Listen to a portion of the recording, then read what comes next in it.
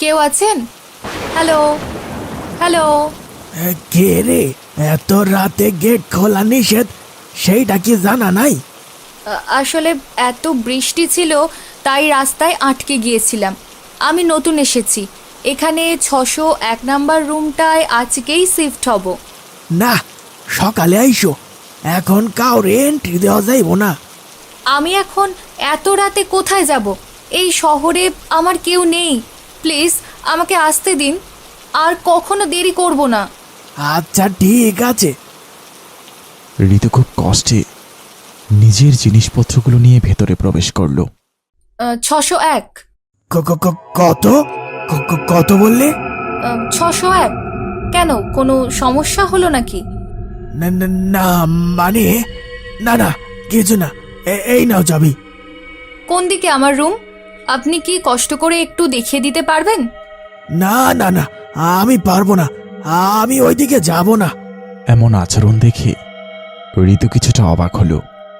ও আচ্ছা, তাহলে আমাকে যদি বলে দেন রুমটা কোন দিকে, আমি তাহলে খুঁজে নেব।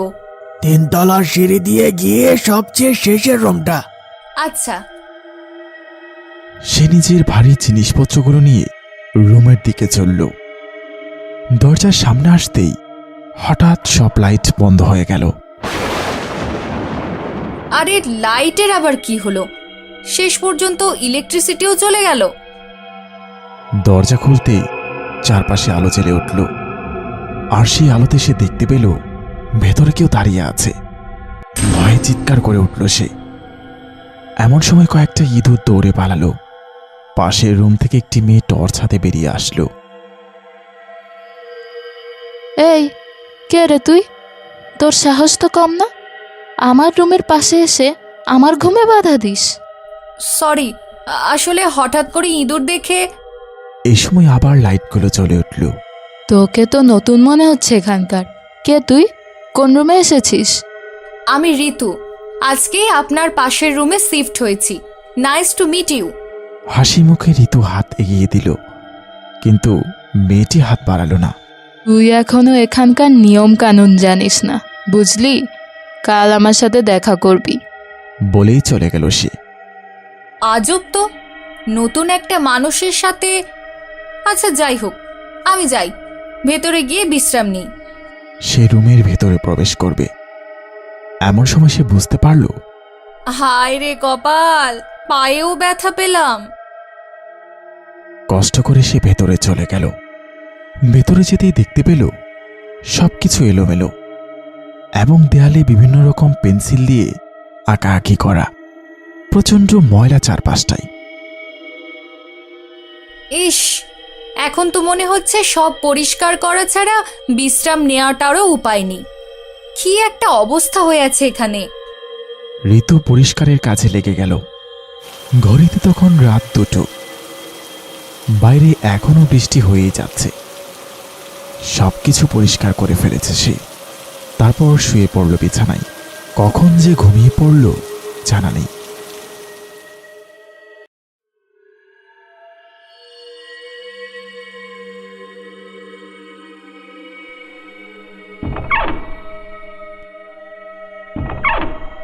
আর একটু ঘুমোতে দাও না মা। ও মা, এখন নাস্তা খাবো না গো, একটু ঘুমোতে দাও। এই মেয়ে, তাড়াতাড়ি ওঠো। এই, পরে খাবার শেষ হয়ে গেলে আর নাস্তা জুটবে না কপালে। আরে তাই তো, আমি তো এখন শহরে এসেছি, এখানে মা বাবা কেউ নেই। আবদার করে শুয়ে থাকা যাবে না, তাড়াতাড়ি হাত মুখ ধুয়ে নে ঋতু।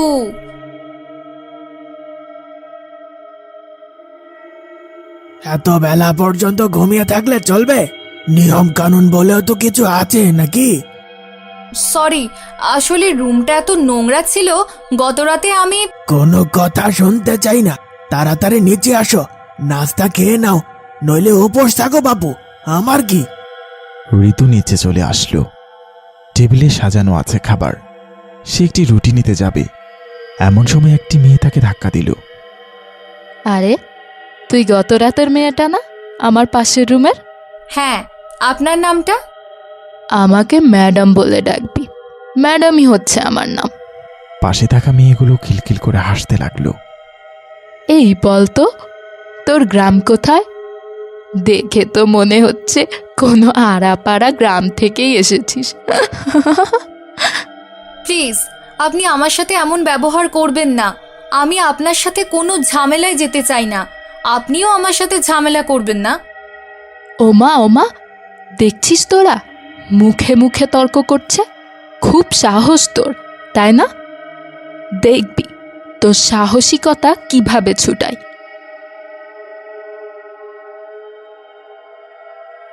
কিন্তু আমি তো এখনো নাস্তা করতে পারিনি। তাতে আমাদের কি? ক্লাস শেষ করার পর আবার সেই মেয়েটির সাথে দেখা হলো। এই গেও ভূত, আজকে যেই অ্যাসাইনমেন্টের কথা বলেছে তোরটার সাথে আমারটাও করে আনিস। মানে? মানে আবার কি, এখানে পড়তে হলে, হোস্টেলে থাকতে হলে আমি যা বলি তোকে করতে হবে। সুমির দেয়া খাতাটা হাতে নিয়ে তাকিয়ে রইল সে। মনে মনে কিছুটা আফসোস করে ক্লান্ত পায়ে এগিয়ে চলল হোস্টেলের দিকে। এসে থেকেই কিছু ভালো কাটছে না। আমি গ্রাম থেকে এসেছি বলে আমার সাথে এমন করবে? নিজের কাজেরই শেষ নেই, সেখানে এখন ওদের হোম টাস্কটাও আমাকে করতে হবে।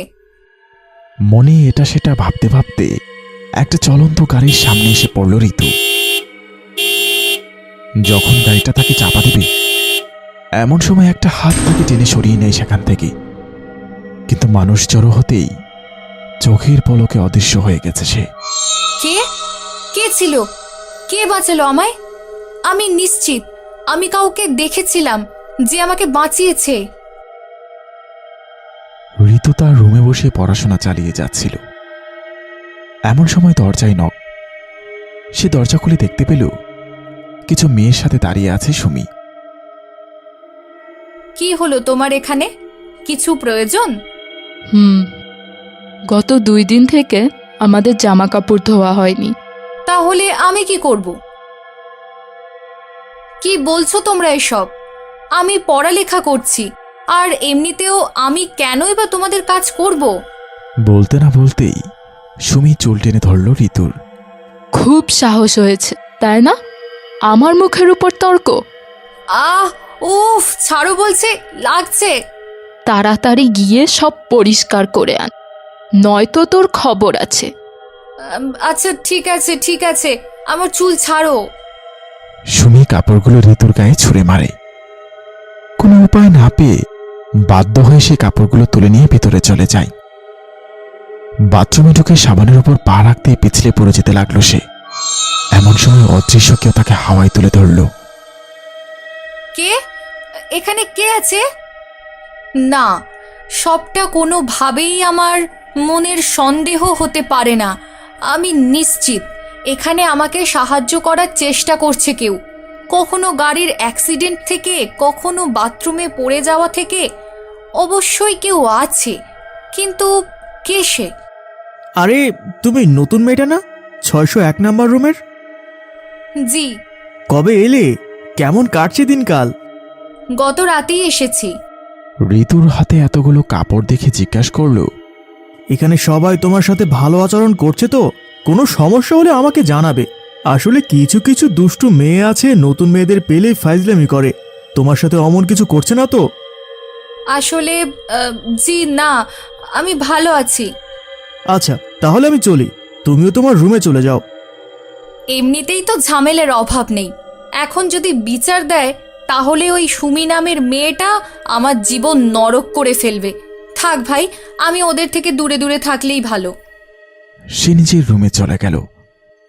ঠিক সেই সময়টাতেই হঠাৎ করে সিলিং ফ্যানটা ছুটে পড়ল, কিন্তু ফ্যানটা তার গায়ের সামনে এসে থমকে গেল।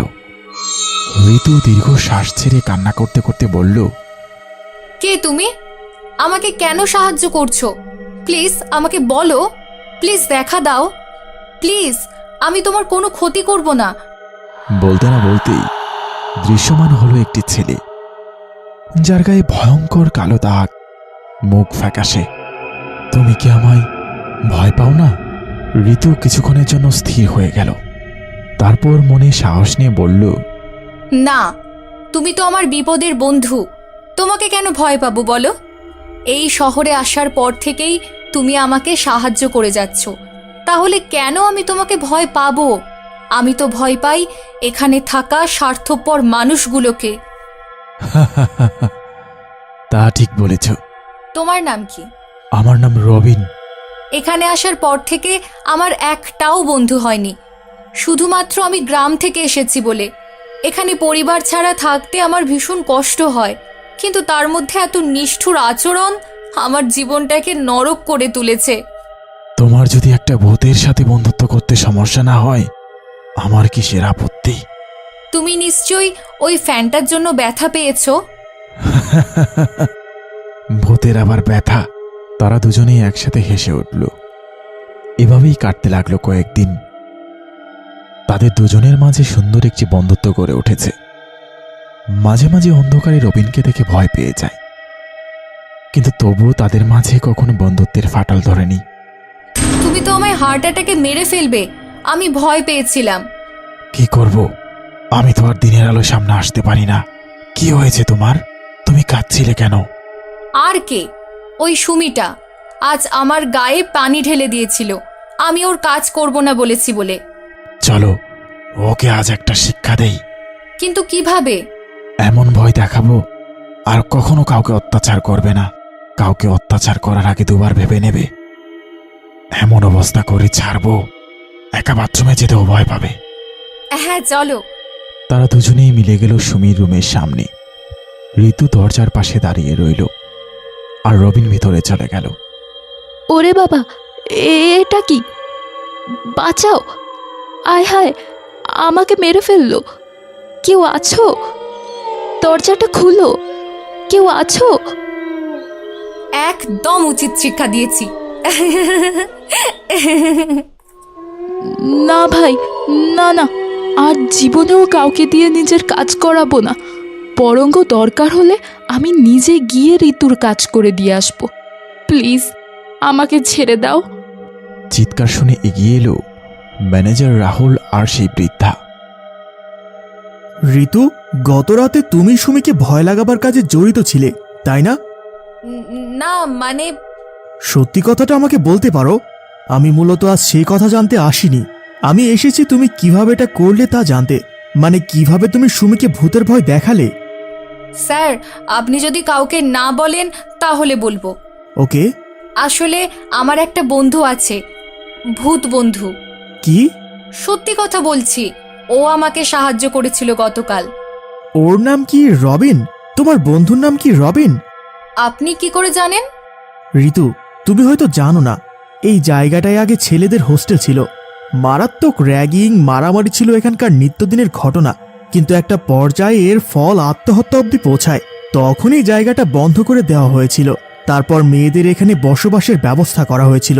তোমার রুমটায় গত কয়েক বছর আগে রবিন নামের একটা ছেলে আত্মহত্যা করেছিল।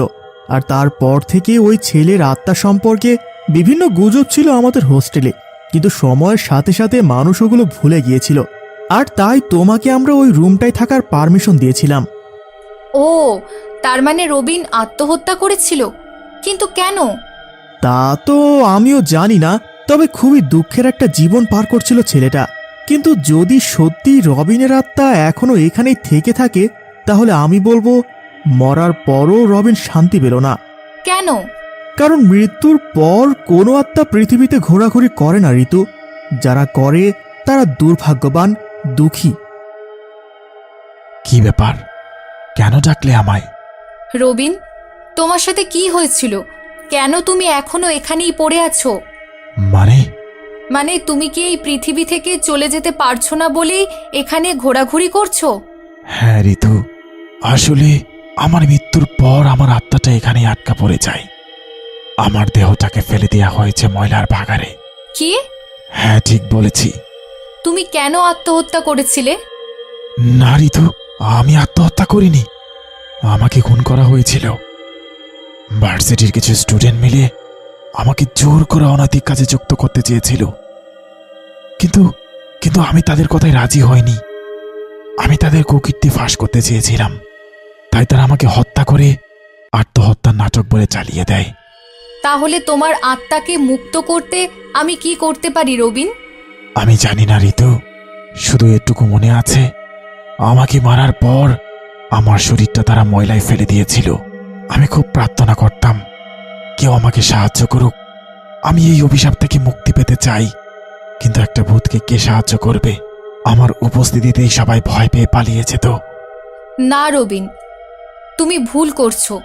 অবশ্যই তুমি আমাকে সাহায্য করেছো, অনেক অনেক বড় সাহায্য করেছো। আমার মনে হচ্ছে সমস্যাটা তোমার মাঝে না, বরং সমস্যাটা আমার মধ্যে। মানে? তোমাকে আমার বন্ধু বানাতে চেয়েছিলাম, যার মাধ্যমে দীর্ঘদিন যাবৎ তুমি আমার সাথেই পড়ে আছো। তুমি আমাকে প্রতিনিয়ত সাহায্য করে যাচ্ছ, আর যেহেতু আমি এখনো তোমার সাথেই থাকতে চাই, সময় কাটাতে চাই, তাই তোমার সাহায্যের কর্তব্য এখনো শেষ হচ্ছে না। যদি আমি তোমাকে তোমার কর্তব্য থেকে অবসর দিই, তবেই তুমি হয়তো মুক্তি পাবে। তাহলে তো আর কখনোই তুমি আমাকে দেখতে পারবে না। আমি জানি এটা অনেক বড় একটা সিদ্ধান্ত। এর কারণে আবারও আমি একা হয়ে যাব, কিন্তু আমি আমার বন্ধুকে এভাবে কষ্ট দিতে পারি না রবিন। আমি চাই তুমি ভালো থাকো, শান্তিতে থাকো। রবিনের চোখ দিয়ে পানি ঝরছে। অনেক অনেক দিন আমরা একসাথে ছিলাম বন্ধু, কিন্তু আজ আমি আমাদের এই সম্পর্কের সমাপ্তি করতে চাই।